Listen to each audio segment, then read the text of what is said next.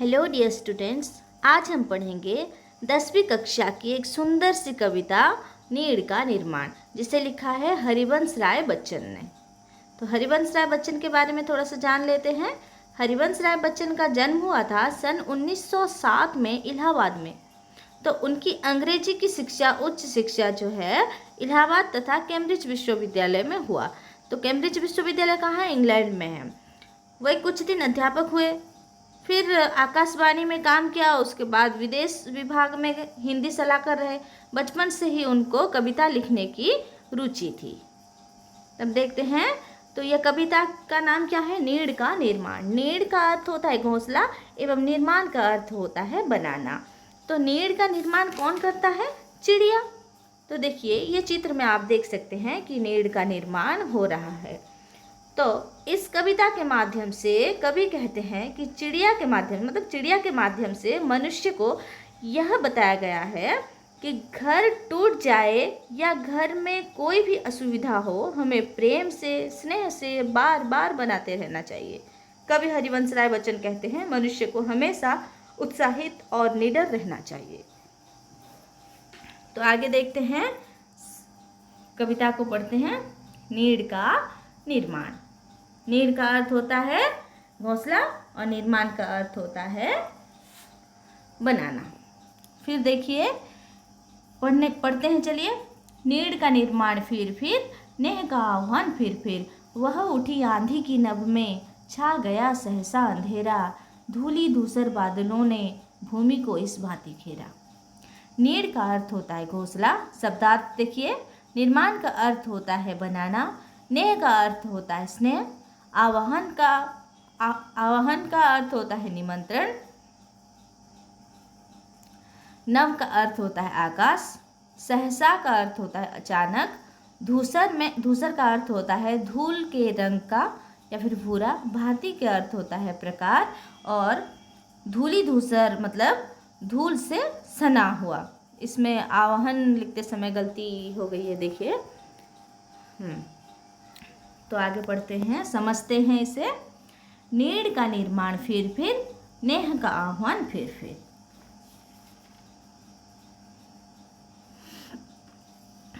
तो इसमें कह रहे हैं नीड़ का निर्माण फिर बार बार हमें घर बनाने चाहिए। चिड़िया का घोंसला अगर किसी भी वजह से टूट जाए, जैसे पेड़ से गिरकर या फिर हवा में उड़ जाए, तो वह हार नहीं मानती।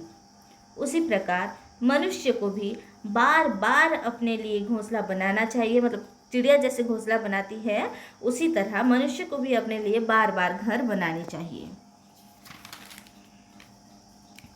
तो इसको समझते हैं। वह उठी आंधी की नभ में, छा गया सहसा अंधेरा, धूली धूसर बादलों ने भूमि को इस भांति घेरा। अक्सर यह देखने को मिलता है कि आसमान में अचानक आंधी बहती है। आंधी के बहने से चारों तरफ अंधेरा छा जाता है। जब आंधी चलती है तो वह अपने साथ धूल कण को लेकर चलती है। फिर संपूर्ण भूमि को वह चारों तरफ से घेर लेती है। हवा तो चलती है, परंतु बादल भी चारों तरफ से घेर लेता है। बादल भी धूल से परिपूर्ण हो जाता है और धूसर रंग का हो जाता है, क्योंकि बादल में पानी रहता है ना, इसलिए। कवि ने यहाँ पर एक उदाहरण से समझाया है कि किस प्रकार मनुष्य के जीवन में विपदाएं आती है। मनुष्य हार मान लेता है, लेकिन उसके हृदय में छिपा हुआ उम्मीद की किरण उसे निराशा से बाहर निकालती है।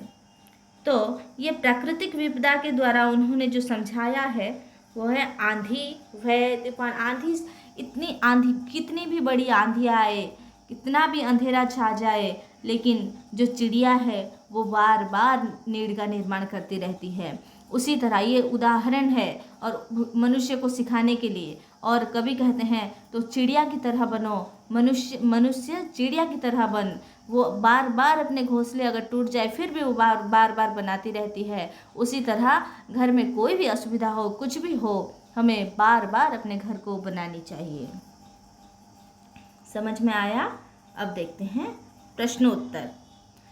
किसका निर्माण बार बार होता है? आप लोग कमेंट करके मुझे बताना कि ये इस सवाल का जवाब क्या होगा? किसका निर्माण बार बार होता है? मैं बता दूं क्या? घोंसले का निर्माण बार बार होता है। कौन बार बार आह्वान देता है, यह आप लोग बताइए। स्नेह का आह्वान या फिर प्रेम का आह्वान। आंधी आने से क्या होता है? आंधी आने से क्या होता है बताइए। भूमि को किसने घेर लिया? ये 2 सवाल का जवाब आप कमेंट करके बताइए। रात सा दिन हो गया, फिर रात आई और काली, लग रहा था अब न होगा इस निशा का फिर सवेरा। रात के उत्पात भय से भीत जन भीत कण कण, किंतु प्राची से उषा की मोहिनी मुस्कान। फिर नीड़ का निर्माण, फिर नेह का आह्वान, फिर। देखिए, निशा का मतलब होता है रात, उत्पात का मतलब होता है उत्पात मचाना। ये जो दिखाई नहीं दे रहा, 1 मिनट।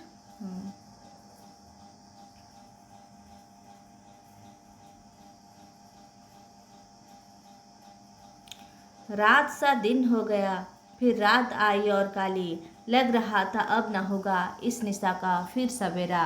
रात के उत्पात भय से भीत जन भीत कण कण, किंतु प्राची से उषा की मोहिनी मुस्कान। फिर नीड़ का निर्माण, फिर नेह का आह्वान, फिर। निशा का अर्थ होता है रात, उत्पात का अर्थ होता है खुराफत, भीत का अर्थ होता है भयभीत, प्राची का अर्थ होता है पूर्व दिशा, उषा का अर्थ होता है सूर्योदय, मोहिनी मतलब आकर्षक।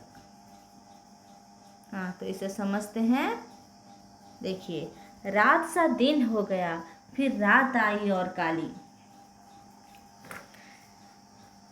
तो कवि कहते हैं, जब इस तरह की तेज आंधी चलती है, पूरा आसमान काले बादलों से भर जाता है, तो महसूस होता है कि रात सा दिन हो गया है। मतलब रात सा दिन हो गया, दिन भी रात जैसी लगती है और ये दिन रात में बदल जाता है। काले बादल के छा जाने से सूर्य की रोशनी तो दिखाई नहीं देती है, और जब रात आती है तो और भी भयंकर हो जाती है, और भी भयंकर काली रात हो जाती है, और बड़ा भयानक काली रात होती है। और ऐसा प्रतीत होता है कि इस रात्रि का अब अंत नहीं होगा, यह काली रात हमेशा रहेगी। देखिए, लग रहा था अब न होगा इस निशा का फिर सवेरा। तो हमें ऐसा लगता है कि यह रात्रि का अब अंत नहीं होगा, यह काली रात हमेशा रहेगी, अभी और सुबह नहीं होगी। हम सभी के मन में निराशा घर कर लेती है। फिर रात के उत्पात भय से भीत जन भीत कण कण, किंतु प्राची से उषा की मोहिनी मुस्कान। फिर नीड़ का निर्माण, फिर। रात्रि के समय अचानक जो विपदा आ जाती है, आकस्मिक घटना घट गई है, सारा पृथ्वी क्या होता है?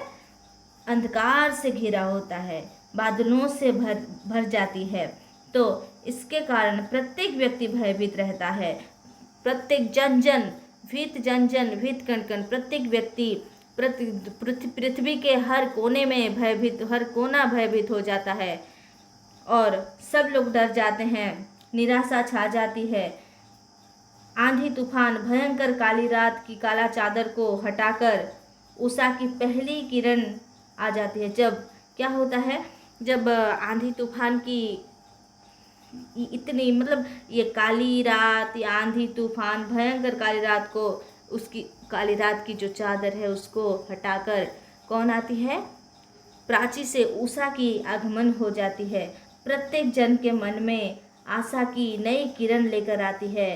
पूर्व दिशा से उषा अपनी मोहिनी मुस्कान लेकर आती है और सबके मन में बसी डर को गायब कर देती है।